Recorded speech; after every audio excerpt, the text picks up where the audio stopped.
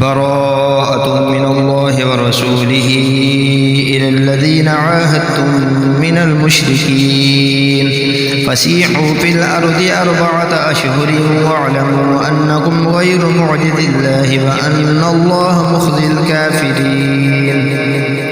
وأذان من الله ورسوله إلى الناس يوم الحج الأكبر أن الله بريء من المشركين ورسوله فإن تبتم فهو خير لكم وإن توليتم فاعلموا أنكم غير معجز الله وبشر الذين كفروا بعذاب أليم. إلا الذين عاهدتم من المشركين ثم لم ينقصوكم شيئا ولم يظاهروا عليكم أحدا فأتموا إليهم عهدهم إلى مدتهم إن الله يحب المتقين. فإذا انسلخ الأشهر الحرم فاقتلوا المشركين حيث وجدتموهم وخذوهم واحصروهم واقعدوا لهم كل مرصد وإن تابوا وأقاموا الصلاة وآتوا الزكاة فخلوا سبيلهم إن الله غفور رحيم. وإن أحد من المشركين استجارك فأجره حتى يسمع كلام الله ثم أبلغه مأمنه ذلك بأنهم قوم لا يعلمون. كيف يكون للمشركين عهد عند الله وعند رسوله إلا الذين عاهدتم عند المسجد الحرام فما استقاموا لكم فاستقيموا لهم إن الله يحب المتقين.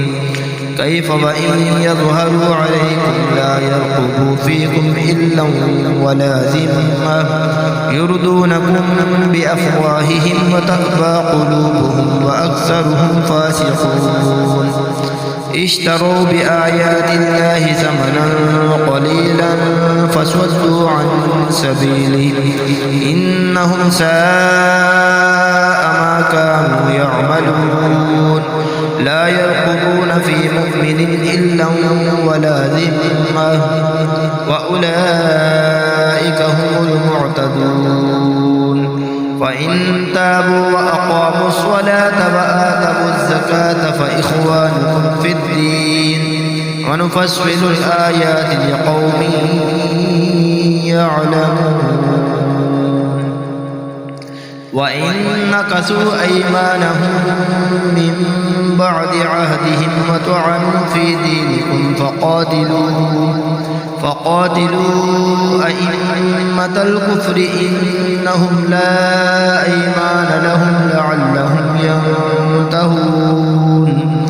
ألا تقاتلون قوما نكثوا أيمانهم وهموا بإخراج الرسول وهم بدأوكم أول مرة أتخشونهم فالله أحق أن تخشوه إن كنتم مؤمنين. قاتلوهم يعذبهم الله بأيديكم ويخزهم وينصركم عليهم ويشفي صدور قوم مؤمنين ويذهب غيظ قلوبهم ويتوب الله على من يشاء والله عليم حكيم. أم حسبتم أن تتركوا ولما يعلم الله الذين جاهدوا منكم ولم يتخذوا من دون الله ولا رسوله ولا المؤمنين وليجا والله خبير بما تعملون. ما كان للمشركين أن يعبدوا مساجد الله شاهدين على أنفسهم بالكفر أولئك حبطت أعمالهم وفي النار هم خالدون. إنما يعمر مساجد الله من آمن بالله واليوم الآخر وأقام الصلاة وآتى الزكاة ولم يخش إلا الله فعسى أولئك أن يكونوا من المهتدين أجعلتم سقاية الحاج وعمارة المسجد الحرام كمن آمن بالله واليوم الآخر وجاهد في سبيل الله لا يستوون عند الله والله لا يهدي القوم الظالمين الذين آمنوا وهاجروا وجاهدوا في سبيل الله بأموالهم وأنفسهم أعظم درجة عند الله وأولئك هم الفائزون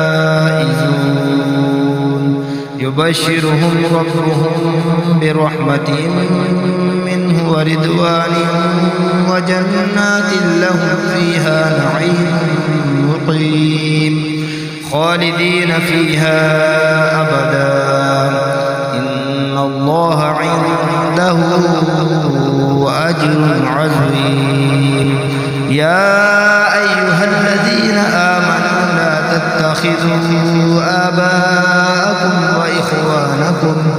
وإخوانكم أولياء إن استحبوا الكفر على الإيمان ومن يتولهم منكم فأولئك هم الظالمون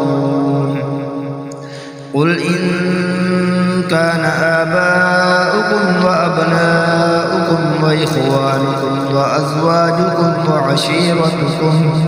وعشيرتكم وأموال اقترفتموها وتجارة تخشون كسادها ومساكن ترضونها أحب إليكم من الله ورسوله وجهاد في سبيله فتربصوا حتى يأتي الله بأمره والله لا يهدي القوم الفاسقين صدق الله العظيم.